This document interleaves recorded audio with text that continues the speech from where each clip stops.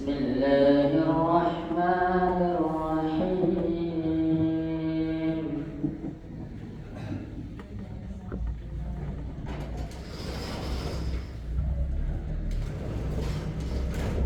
والضحى والليل إذا سجى ما ودعك ربك وما قلى وللآخرة خير لك من الأولى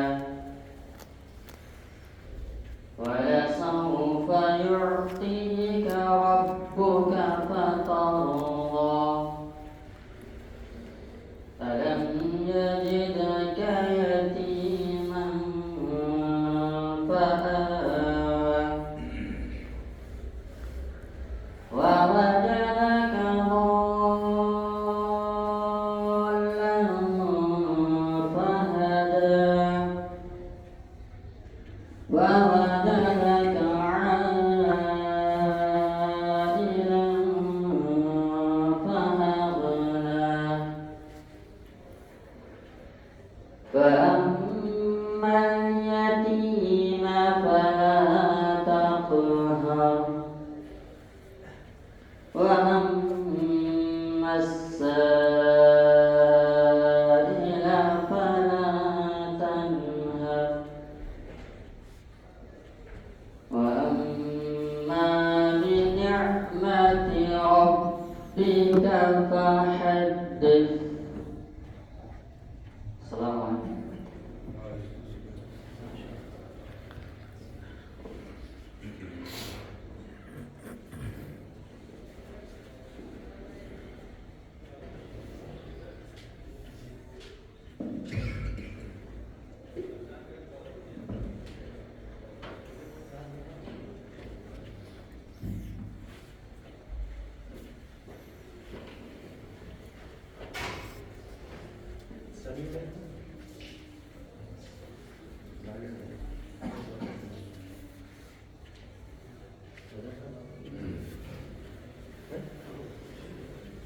إن الحمد لله نحمده ونستعينه ونستغفره ونؤمن به ونتوكل عليه ونعوذ بالله من شرور أنفسنا ومن سيئات أعمالنا من يهده الله فلا مضل له ومن يضلله فلا هادي له وأشهد أن لا إله إلا الله وأشهد أن محمدا عبده ورسوله أما بعد فأعوذ بالله السميع العليم من الشيطان الرجيم قل هل يستوي الذين يعلمون والذين لا يعلمون.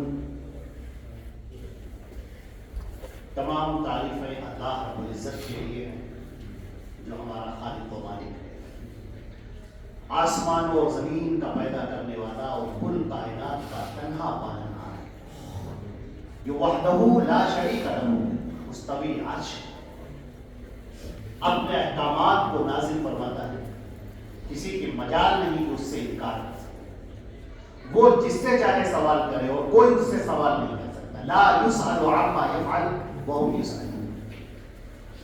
اللہ رب العزت کی حمد و ثنا کے بعد درود اور سلام کو حضرت محمد مصطفیٰ صلی اللہ علیہ وسلم جو خاتم النبیین ہیں، سید الاولین والآخرین، اللہ نے آپ کی ذات پر دین اسلام کو مکمل فرمایا.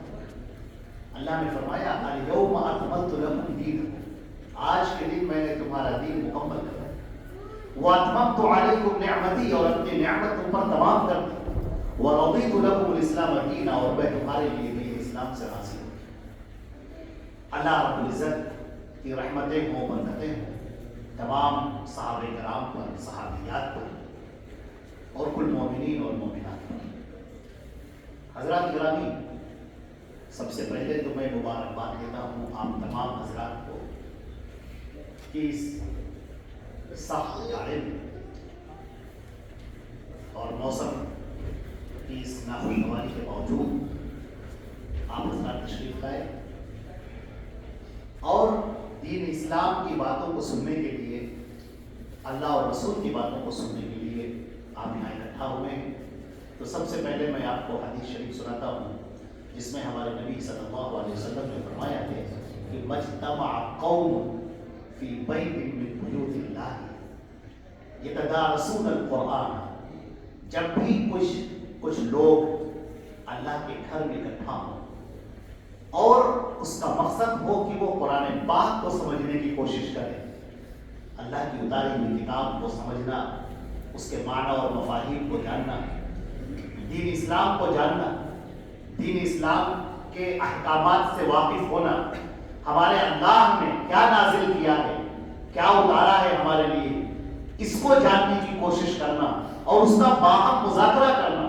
باہم مذاکرہ کرنے کا مطلب ہے کہ آپ کو وہ بات معلوم ہے اور پھر بھی اسے آپ دہرا رہے ہیں تاکہ ذہن میں تازہ ہو جائے، سامنے والے کے ذہن میں تازہ ہو جائے، دل میں اچھی طرح سے بیٹھ جائے۔ جب کوئی یہ شخص کام کرتا ہے، جو حدیث شریف کے اندر جو فضیلت بیان کی گئی ہے، پہلی فضیلت تو اس کی یہ ہے کہ حفتھم الملائکہ، اللہ کے فرشتے اپنے پروں سے اس محفل کو ڈھانپ لیتے ہیں۔ اللہ کے فرشتوں کا اس محفل کو ڈھانپ لینے کا مطلب کیا ہے؟ اس کا مطلب یہ ہے کہ اللہ کی خصوصی عنایات ہوتی ہیں۔ اللہ کے فرشتے جو اللہ کی رحمتوں کا پیغام لے کر آتے ہیں، وہ ٹھہر جاتے ہیں اور ٹھہر کر اس مجلس پر سایہ فکن ہو جاتے ہیں، اپنے پروں کو پھیلا لیتے ہیں۔ یہ اس بات کی علامت ہے کہ اللہ رب العزت اس قوم پر، ان لوگوں پر اب خصوصی انعامات کرے گا، وہ انعامات جو اللہ رب العزت نے مخصوص کر رکھا ہے ایسے لوگوں کو دینے کے لیے۔ یہ کچھ الگ کے لوگ ہیں جو اللہ رب العزت کی نگاہ میں نہایت ممیز ہیں، ان کو دینے کے لیے۔ اور اس سے بھی بڑھ کر بات، اس سے بھی زیادہ بڑھ کر بات وہ یہ ہے کہ وَيَذْكُرُهُمُ اللَّهُ فِي مَنْ عِندَهُ، اللہ ان لوگوں کا تذکرہ کرتا ہے اپنے لوگوں کے پاس، یعنی فرشتوں کے پاس۔ اللہ رب العزت ہمارا تذکرہ کرے، اللہ رب العزت ہمارا ذکر کرے، ہمارا نام لے، ہمارے لیے انعامات کی برکھا برسائے، حکم کرے کہ اس کا یہ انعام لکھو، اس کا یہ انعام لکھو، اس کو یہ دیا جائے، اس کو یہ دیا جائے، پوری مجلس کے اندر۔ اور فرمایا کہ اے فرشتوں، جب یہ مجلس ختم ہوتی ہے اور یہ فرشتے اللہ کے پاس پہنچتے ہیں اپنی رپورٹ دینے کے لیے، تو باوجود ہے کہ اللہ سب جانتا ہے، اسے کوئی ضرورت نہیں ہے رپورٹ لینے کی، لیکن اللہ رب العزت بلاتا ہے ان فرشتوں کو کہ نہیں آؤ اور یہ بتاؤ کہ اس مجلس کا کیا حال تھا، کیا ہوا۔ تو فرشتے کھڑے ہوتے ہیں اور وہ رپورٹ دیتے ہیں اور بتاتے ہیں کہ یہ اتنے سارے لوگ بیٹھے تھے اور یہ لوگ موجود تھے۔ اللہ تعالیٰ فرماتا ہے کہ فرشتوں تم سب گواہ رہو کہ میں نے اس محفل میں بیٹھنے والوں کو سب کو میں نے معاف کر دیا، سب کی بخشش میں نے کر دی۔ کچھ فرشتے کہتے ہیں کہ اے پروردگار عالم، اس کے اندر کچھ ایسے لوگ تھے جو ادھر سے ایسے ہی گزر رہے تھے اور کسی سے ملنے کے لیے، ملانے کے لیے وہ مجلس میں آ گئے، ان کا مقصد یہ نہیں تھا کہ وہ دین کی باتیں سنیں، بس وہ ادھر سے گزر رہے تھے اور چلے آئے ایسے ہی۔ اللہ رب العزت فرمایا لا یشقی بہم جلیسہم، جو ان کے پاس بیٹھ جائے گا وہ بھی محروم نہیں رہے گا۔ جب یہ ہماری انعامات بٹے گی تو سب کو ملے، اس میں کوئی محروم نہیں رہے گا۔ اتنی بڑی فضیلت ہے۔ سب سے پہلے تو میں مبارکباد دیتا ہوں کہ اللہ رب العزت نے ہم کو اور آپ کو یہ توفیق بخشی کہ اس موقع پر ہم اللہ رب العزت کا تذکرہ کریں، اس کے نبی کا تذکرہ کریں، اللہ کے اتارے ہوئے احکامات کا تذکرہ کریں، دین اسلام کا تذکرہ کریں اور اللہ کی انعامات کے حقدار بنیں۔ اللہ رب العزت ہمارے اس بیٹھنے کو اور کہنے سننے کو قبول فرمائے اور ہمارے لیے ذخیرہ آخرت بنا دے۔ حضرات گرامی، میں نے جو قرآن پاک کی آیت پڑھی ہے، یہ آیت بڑی معنی خیز ہے۔ اس آیت پر تشریح کرنے سے پہلے ہم یہ چاہتے ہیں کہ آپ کے سامنے قرآن پاک کی جو سب سے پہلی وحی ہے جو نازل ہوئی ہے، اس کے بارے میں تھوڑا سا تذکرہ کرتے ہیں۔ آپ ذرا سا دیکھیں کہ جب ہمارے نبی صلی اللہ علیہ وسلم کی بعثت کا وقت قریب آیا، اور آپ کا تذکرہ موجود ہے تورات میں بھی، انجیل میں بھی، اور بڑے بڑے ربی اور بڑے بڑے لوگ وہاں سے آنے لگے اور آ کر مدینے میں بسنے لگے، آس پاس کے علاقوں میں بسنے لگے کہ ایک نبی کے ظہور کا وقت آ چکا ہے۔ اب آپ ذرا سا دیکھیں کہ پورے معاشرے کے اندر، معاشرے کی کوئی کل سیدھی نہ تھی، پورے معاشرے کے اندر ایک عجیب قسم کی بے اطمینانی پائی جا رہی تھی، کفر تھا، شرک ہے، حالات کی خرابیاں ہیں، چوری بھی ہے، ڈکیتی بھی ہے، زناکاری بھی ہے، شراب کا عام ہونا ہے، جوئے کا کھیلا جانا ہے، ساری چیزیں پورا معاشرہ بگڑا ہوا ہے، آوے کا آوا پورا ٹیڑھا ہے، کہیں کوئی سدھار نہیں۔ اور ایسے موقع جب اللہ رب العزت نے فیصلہ کیا ہمارے نبی صلی اللہ علیہ وسلم پر وحی اتاری کہ وحی اتاری ہے، توجہ کیجئے، قرآن پاک کی تفسیر کا بڑا پیارا سا نقطہ ہے۔ ایسے موقع پر جب معاشرے کے اندر مختلف قسم کی خرابیاں قائم تھی، ہر جو خرابی آپ کے تصور میں ہو سکتی ہے وہ ساری خرابی موجود تھی پورے معاشرے کے اندر، اور پورا معاشرہ کی پوری دنیا کے اندر، کیونکہ ہمارے نبی تو پوری دنیا کے لیے ہیں، پوری دنیا کے اندر خرابیاں تھیں، اور اللہ کا یہ فیصلہ ہے کہ وہ وحی نازل کرے۔ اب ذرا سوچیے کہ پہلی وحی کیا ہوگی؟ ہمارے آپ کے ذہن میں یہ ہوگا کہ پہلی وحی یہ ہوگی کہ اے لوگوں اچھائی کرو، برائی کے کاموں سے رک جاؤ، یہ حکم ہوگا کہ چلو سارے لوگ نماز پڑھو، یہ حکم ہوگا کہ کوئی کسی پر ظلم نہ کرے، ٹھہر جاؤ، مختلف چیزیں جو اخلاقیات سے جن کا تعلق ہے، معاشرے کی اصلاح سے، سماج سے جن کا تعلق ہے، لیکن یہ سب سے پہلی وحی نازل ہوتی ہے، اللہ کے نبی صلی اللہ علیہ وسلم غار حرا کے اندر موجود ہیں، اور فرشتہ بشکل بشر انسان کی شکل میں آپ کے سامنے نمودار ہوتا ہے، ایک تختی لیے ہے ہاتھ میں، اور کہتا ہے اقرا پڑھ۔ اللہ کے نبی صلی اللہ علیہ وسلم کہتے ہیں کہ مان نبی قال، میں پڑھا ہوا نہیں۔ فرشتہ آگے بڑھتا ہے اور آپ کو سینے سے پہنچتا ہے اور پھر چھوڑتا ہے، کہتا پڑھ۔ آپ کہتے ہیں کہ میں پڑھا ہوا نہیں، پسینہ پسینہ ہو جاتے ہیں، آپ کہتے ہیں میں پڑھا ہوا نہیں۔ فرشتہ پھر آگے بڑھتا ہے، پھر آپ کو تیزی سے اپنے سینے سے چپکاتا ہے، امپریس کرتا ہے تیزی سے، اور پھر چھوڑ اور کہتا پڑھ۔ آپ صلی اللہ علیہ وسلم کہتے ہیں کیا پڑھیں؟ کیا پڑھیں؟ اب اقرأ باسم ربك الذي خلق، خلق الإنسان من علق، اقرأ وربك الأكرم الذي علم بالقلم، علم الإنسان ما لم يعلم۔ یہ پانچ پڑھ اپنے رب کے نام سے جس نے تجھے پیدا کیا، جس نے انسان کو ایک خون کی گوشت جمے ہوئے لوتھڑے سے پیدا کیا، پڑھ کہ تیرا بڑا بھاون کرتا ہے، جس نے انسان کو قلم کے ذریعے سے تعلیم اور انسان کو وہ سکھایا جو وہ نہیں ہے۔ پانچ۔ آپ ذرا سوچیں کہ سب سے پہلی وحی جو نازل ہو رہی ہے اس کا تعلق ہے اقرا پڑھ۔ یہ پوری امت اٹھائی گئی ہے علم پر، پڑھنا، جہالت نہیں۔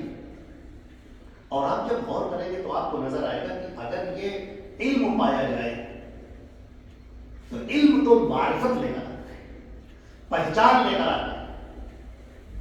جب علم آتا ہے تو اللہ کی معرفت، اس کے رسول کی معرفت، دین کی معرفت، اور ان سب سے بڑھ کر اپنے آپ کا پہچان۔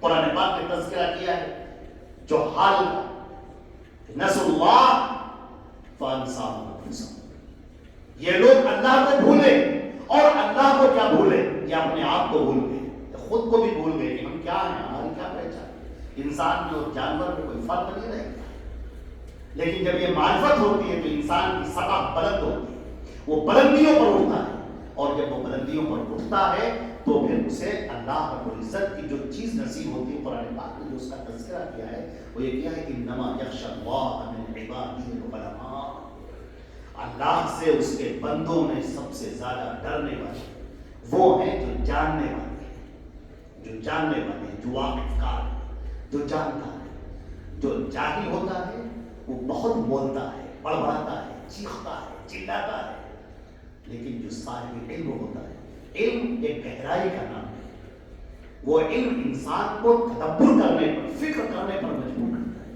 پھر انسان غور فکر کرتا ہے، اور جتنا ہی وہ اللہ رب العزت کی محبت میں ڈوبتا چلا جاتا ہے اس کے اندر اتنی سنجیدگی تعلیم ہوتی چلی جاتی ہے، اور آپ دیکھیں گے کہ یہی سنجیدگی اسے دنیا میں بلند اور باوقار منصب عطا کرتی کی ہے اور اسے بلندیاں نصیب کرتی ہے.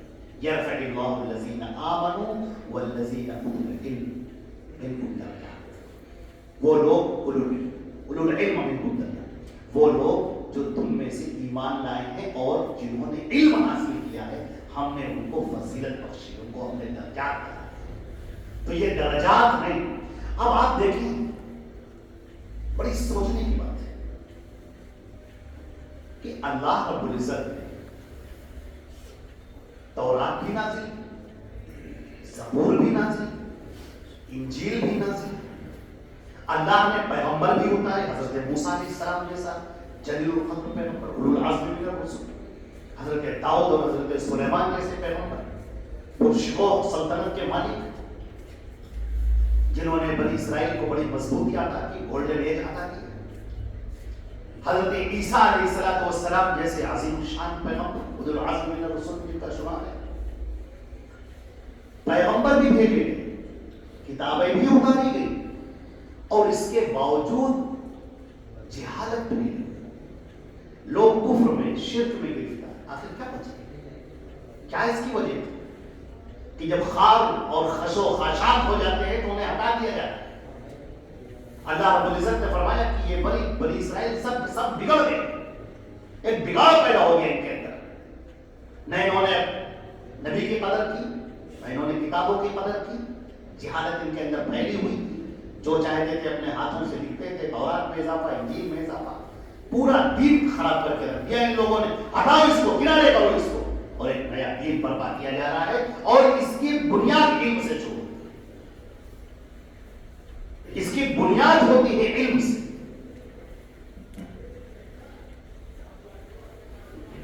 مجھے بتا دیے کتنی دیر تک ہے؟ نہیں، وقت بتا دیں، زیادہ بہتر رہے گا. کیا میرے پاس شیخ کو بھی بولنا ہے؟ جی پون گھنٹہ آپ بولیے. نہیں، شیخ کو بولنا ہے تو پھر پون گھنٹہ کیونکہ اس کے بعد تو پھر وقت ختم ہو جائے گا. یہ رات میں 5:30 تک، ہاں، 4:30 تک. 4:30. نہیں نہیں ٹھیک ہے.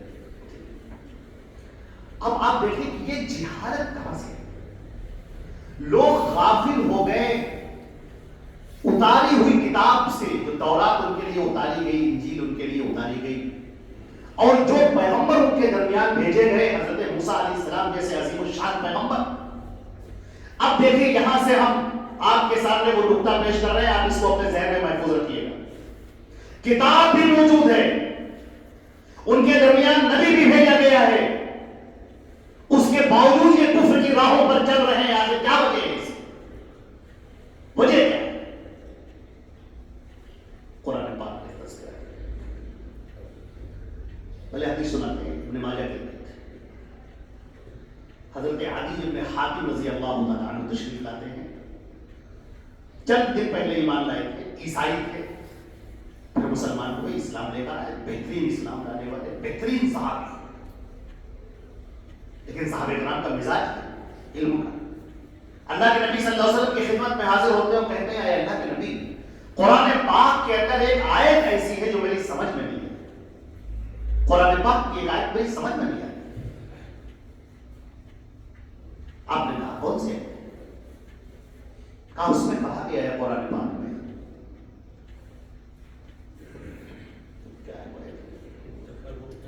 اتخذوا احبارهم ورهبانهم اربابا من دون اللہ.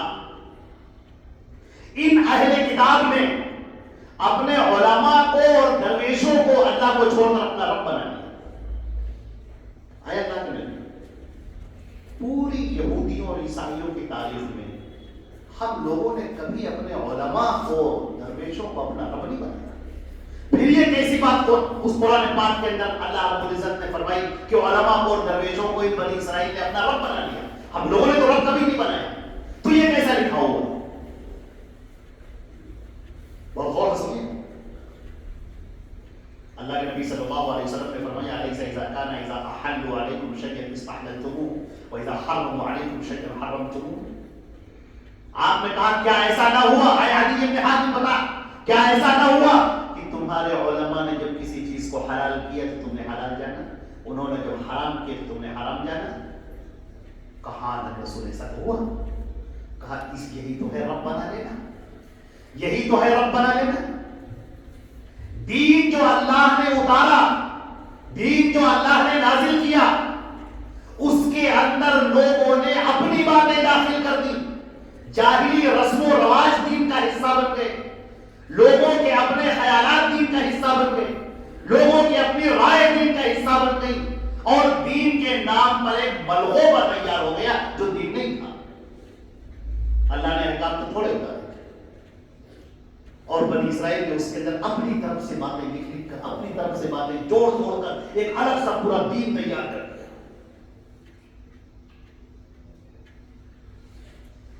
امت مسلمہ کی بنیاد علم پر ہے.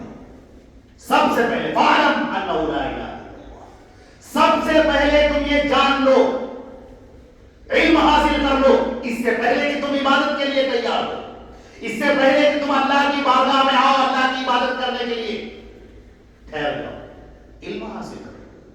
کون سی عبادت کرنے جا رہے، کیسی عبادت کرنے جا رہے، کس طرح عبادت کرنے جا رہے، کون سا طریقہ، جان تو لو کم سے کم.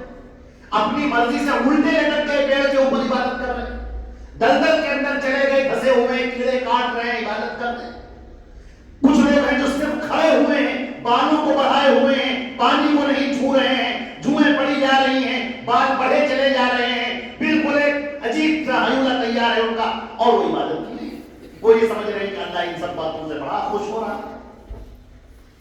قرآن پاک نے اس کا ذکر کیا، وَرَهْبَانِيَّةً ابْتَدَعُوهَا مَا كَتَبْنَاهَا عَلَيْهِمْ. یہ رہبانیت کی یہ طور طریقے، یہ عبادتوں کی یہ طور طریقے، یہ دنیا سے بیزاری، یہ سب ہم نے نہیں کہا کہیں سے، یہ ان لوگوں نے خود ہی کیا. آج ہمارے ہاں بھی آپ دین کے نام پر دیکھیے بلغوں میں تیار ہے. کبھی آپ چلے جائیں، اگر آپ کا گزر ہو جائے کسی مزار کے پاس سے، آپ دیکھ لیجیے اللہ اکبر، اللہ کی پناہ، شرک کی وہ ساری قسمیں جو زمانے جاہلیت میں موجود تھی وہ سب یہاں موجود. مختلف بدعات ہماری عبادتوں کے اندر داخل ہو گئی. ابھی نماز پڑھتے ہیں، نماز کتنی عظیم عبادت ہے، اللہ رب العزت سے قریب ہونے کا ذریعہ، سب سے عظیم الشان عبادت. نماز بھی پڑھتے ہیں، لوگ کھڑے ہوتے ہیں، کہتے ہیں نیت کرتا ہوں میں 4 رکعت نماز فرض واسطے اللہ تعالیٰ کے منہ میں کعبہ شریف کی طرف پیچھے سے مان کرتا ہوں. ابھی نماز آپ شروع کرنے جا رہے ہیں، بدعت پہلے آ رہی ہے، اور اس سے بھی پہلے وضو کرنے جا رہے ہیں، اس کے اندر بھی بدعت. آپ نے دیکھا ہو کتنے لوگ ایسے ایسے کان کے پاس میں ایسے ایسے ہاتھ دھواتے رہتے، کتنے لوگ اپنے ہاتھوں الٹی انگلیاں یہ ادھر کا حصہ لے کر ایسے مسا کرتے ہیں، گلے کے اوپر لاتے ہیں 3 بار.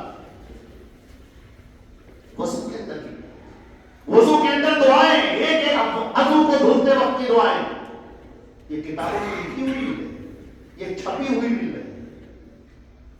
ایک صاحب نے جس پر تبصرہ لکھا، بہت بڑے عالم دین ہے، نام لینا مناسب نہیں ہے، کتاب چھپی ہے بہت، اس میں لکھتے ہیں کہ اگرچہ یہ دعائیں حدیثوں سے ثابت نہیں ہے مگر ہمارے بزرگوں کا معمول رہا ہے.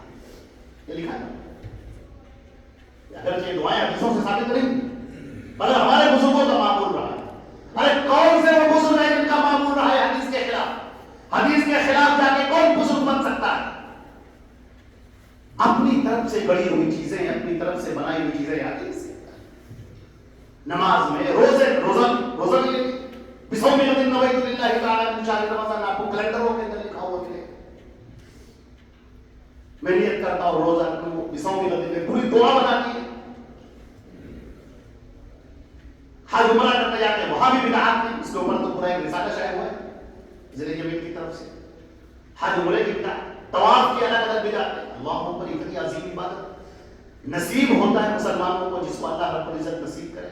خانہ کعبہ کا طواف کرنا اتنی عظیم عبادت، آدمی جاتا ہے نمازوں کتنی شوق سے، کتنی آرزوؤں سے، لیکن شیطان مردود ہے، وہاں بھی بدعتوں میں پھنسا دیا. ہر چکر کی دعائیں آپ کو ملیں گی، لکھی ہوئی ملیں گی، لوگ یاد کراتے ہوئے ملیں گی. اللہ کی بات اگر آپ اس بات پر غور کریں تو آپ کو نظر آئے گا کہ ایک لائن سے یہ اگر علم نہ ہو، علم ہی ہے جو حق اور باطل کا امتیاز ہے، جو حق کو الگ کرتا ہے، باطل کو الگ کرتا ہے. یہ حق ہے، یہ باطل ہے، یہ صحیح ہے، یہ غلط ہے، یہ سنت ہے، یہ بدعت ہے، یہ توحید ہے، یہ شرک ہے. یہ علم اس کو کرتا ہے. لہذا علم یہ ایک عبادت ہے، علم کا سیکھنا یہ عبادت ہے. اور عزیزان محترم ایک بات اور ہم بتاتے ہیں، جیسا کہ حدیث شریف کے اندر بیان کیا گیا کہ علم اللہ تعالیٰ ایسے نہیں اٹھائے گا، ایک دم سے علم اٹھ نہیں جائے گا، بلکہ ینزل العلم بقبض العلماء، کہ علم کو اٹھائے گا اللہ، علماء کو اٹھانا، ایک ایک کر کے علماء اٹھتے چلے جائیں، اور پھر جاہل بچے تو اتخذ الناس رؤوسا جهالا، پھر اللہ پھر یہ لوگ ان جاہلوں کو اپنا سردار بنائیں گے اور پھر انہی سے سوالات کریں گے، پھر یہ لوگ فتوا دیں گے اور خود بھی گمراہ ہوں گے، دوسروں کو بھی گمراہ کریں گے۔ میرے عزیزان محترم، بڑے اچھے طریقے سے ہم آپ سے یہ عرض کرنا چاہتے ہیں، اس بات کو کاش کہ آپ سمجھ لیں، یہ قیامت سے پہلے کا دور ہے، دجال کے آنے کا وقت ہے، دجالی فتنے آ چکے ہیں، ایسے موقع پر آپ کو ایسے لوگ ملیں گے جو دھوکہ دینے والے ہیں، جو علم کا نام لے کر جہالت بیچنے والے ہیں، جو نام لیں گے آپ کے سامنے علم کا اور آپ تھوڑی دیر کے لیے مسحور ہو جائیں گے اور وہ آپ کو غلط راستے پر، گمراہی کے راستے پر آپ کو ڈال دیں گے۔ علماء ہیں، اس امت کے اندر علماء موجود ہیں، لیکن لوگوں نے ان کی قدر نہیں، لوگ ان کی قدر نہیں کرتے۔ قدر نہ کرنے کی وجہ کیا ہے؟ آج کل لوگوں کا ایک ذہن بنا ہوا ہے، یوٹیوب کے علماء، یوٹیوب کے علماء، ان کے اتنے لائکس ہیں، اتنے ان کے فالوور ہیں۔ آج ہمارے یہاں مسلم نوجوان، آج ہمارے بچے علماء کو طے کرتے ہیں لائکس کو دیکھ کر، فالوورز کو دیکھ کر، ان کو دیکھ کر طے کر، ان کے علم کو دیکھ کر طے کر۔ لہذا اس کا نتیجہ یہ ہوتا ہے کہ یوٹیوب پر آپ نے جس کو بھی دیکھا، کوئی داڑھی رکھائے ہوئے ہے اور بات کر رہا ہے اور وہ بات کرتا جا رہا ہے اور آپ اس کے پیچھے چلتے چلے جا رہے ہیں، وہ کہاں لے کر جا رہا ہے آپ کو؟ آج ایک عجیب مزاج ہو گیا ہے، لوگ مسئلے بھی پوچھتے ہیں تو گوگل سے مسئلہ پوچھتے ہیں، مسئلہ پوچھتے ہیں لوگ یوٹیوب کے اوپر مسئلہ کمنٹ میں لکھ کر مسئلہ پوچھ رہے ہیں۔ علماء موجود ہیں، آپ کے علاقوں میں موجود ہیں، لیکن ان سے ان کی طرف رجوع نہیں ہوتا، ان کی طرف آنے کی زحمت نہیں۔ یہ بھی ایک اس دور کا بہت بڑا فتنہ ہے اور اس لیے آپ کو انتہا درجے میں اس پر چوکنا ہو جانا چاہیے، اس لیے کہ ہر چمکتی ہوئی چیز سونا نہیں ہوتی۔ جو مستند علماء کرام ہیں، جو ہمارے اہل حدیث علماء کرام ہیں، یوٹیوب پر آپ ان کو سنیں، جنہیں آپ جانتے ہیں، کوئی آدمی کھڑا ہو گیا آپ کے سامنے، کوئی انجینئر صاحب بن کر آ گئے اور وہ شروع کر رہے ہیں اپنا پیش کر۔ ایک اور بات بتا دیں آپ، صرف کتابیں پڑھ کر کوئی عالم نہیں ہوگا، یاد رکھیے۔ کبھی آپ کا گزر ہو، اللہ تعالیٰ آپ کو موقع نصیب کرے، کسی مدرسے کے پاس سے گزر کے دیکھیے گا، ذرا ٹھہر کے دیکھیے، یہ ٹھنڈک کا موسم چل رہا ہے، کسی مدرسے میں ٹھہر کے دیکھیے، جس وقت لوگ اپنے گھر میں بہترین قسم کی بریانی اور قورمہ کھا رہے ہوتے ہیں، یہ مدرسے کے بچے پتلی دال کھا رہے ہوتے ہیں۔ انہیں اگر کسی دن بریانی مل جائے تو سمجھ لیجیے عید کا دن ہو جاتا ہے۔